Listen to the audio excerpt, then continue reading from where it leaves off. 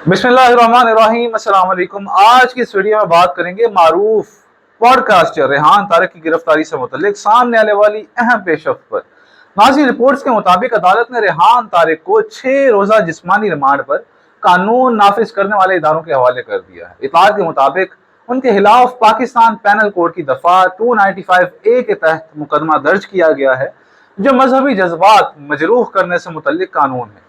ताहम मुकदमे में आयद इल्जामात पर अदालत में कानूनी कार्रवाई जारी है और अभी किसी भी इल्जाम का हतमी फैसला नहीं हुआ। ज़राए के मुताबिक रेहान तारिक बैरून मुल्क खसूसन लंदन से पाकिस्तान वापस पहुंचे तो लाहौर एयरपोर्ट पर उन्हें तहवील में ले लिया गया। बाद उन्हें मुतलका तहकीकाती इदारे के हवाले किया गया, जहाँ इब्तदाई कानूनी कार्रवाई मुकम्मल करने के बाद अदालत में पेश किया गया। अदालत पहुंचने के मौका पर रेहान तारिक ने पाकिस्तान जिंदाबाद के नारे भी लगाए, जबकि उनकी अहलिया को भी अदालती कार्रवाई से कबल उनसे मुलाकात की इजाजत दी गई और उन्हें एक कानूनी मावनत भी फराहम की जा रही है। नाज़रीन, इस केस ने एक मरतबा फिर पाकिस्तान में मजहबी कवानीन खसूसन दफा 295 से मुतल्लिक बहस को ताज़ा कर दिया है।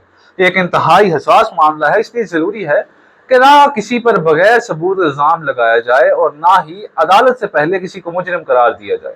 कानून अपना रास्ता इख्तियार करे, शवाहिद का जायजा लिया जाए और इंसाफ के तमाम तकाजे पूरे किए जाएं। यह भी हकीकत है कि माजी में इन कवानीन के इस्तेमाल और बाज़ मौके पर मुबैना गलत इस्तेमाल भी मुख्तलिफ हल्कों की जानब से सवालात उठाए जा रहे हैं, जबकि दूसरी जानब मजहबी मुक्तसात के एहतराम और उनके तहफ़्फ़ुज़ को भी पाकिस्तानी कानून और मुआशरे में इंतहाई अहम मुकाम हासिल है। इसीलिए ज़रूरी है कि हर मामले में कानून, इंसाफ और शफाफ तहकीकात को मुकद्दम रखा जाए, ताकि ना किसी बेगुनाह के साथ ज्यादती हो और ना ही किसी जुर्म को नज़रअंदाज किया जाए। अब देखना ये होगा कि आइंदा चंद रोज में तफ्तीश किस समझ जाती है, तहकीकाती इदारे अदालत में क्या शवाहिद पेश करते हैं और अदालत इस केस में क्या फैसला देती है। आप इस पूरे मामले को किस नज़र से देखते हैं, अपनी राय कमेंट सेक्शन में ज़रूर शेयर करें। बहुत शुक्रिया।